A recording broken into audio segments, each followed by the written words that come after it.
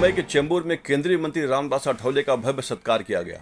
मौका था उनके लगातार तीसरी बार राज्यसभा सांसद चुने जाने का और इस मौके को उनके समर्थकों ने ताकत के प्रदर्शन में बदल दिया।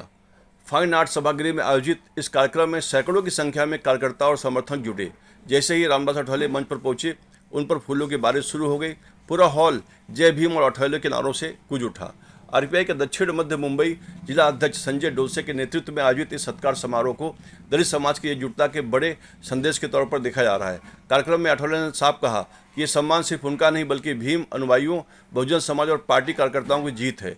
अठावले ने यह भी दोहराया कि वो संसद में गरीब, दलित और वंचित वर्ग की आवाज़ को और बुलंद करेंगे। वहीं इस कार्यक्रम में बौद्ध धर्मगुरु भदंत डॉक्टर राहुल बोधी महाथेरो का भी विशेष सम्मान किया गया। कुल मिलाकर चेंबूर का ये मंच सिर्फ एक सत्कार समारोह नहीं बल्कि आने वाले समय में बहुजन राजनीति की ताकद का टेलर भी बन गया। संघर्ष नायक नेते रामदासजी आठवले साहेब 3 वेळा लोकसभा आणि तिसरी वेळ राज्यसभा हे फार नशिबवाल्यांनाच भेटत असतं।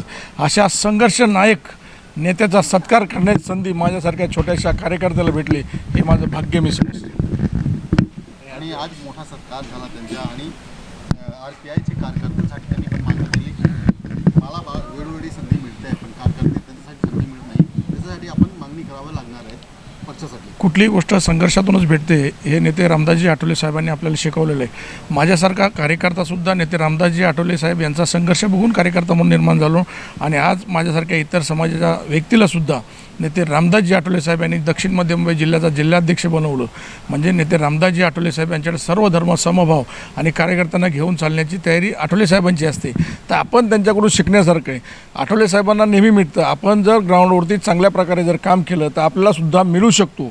नेते रामदासजी आठवले साहेब स्वतः ग्राउंडवरूनच तयार झाले। तर आपण आठवले साहेबांकडून ग्राउंडवर तयार होणं, नगरसेवक असेल, आमदार असेल, खासदार असो, ह्या पदापर्यंत जाण्याची ज्याप्रमाणे आठवले साहेबांची होती त्याचप्रमाणे आपण करावी।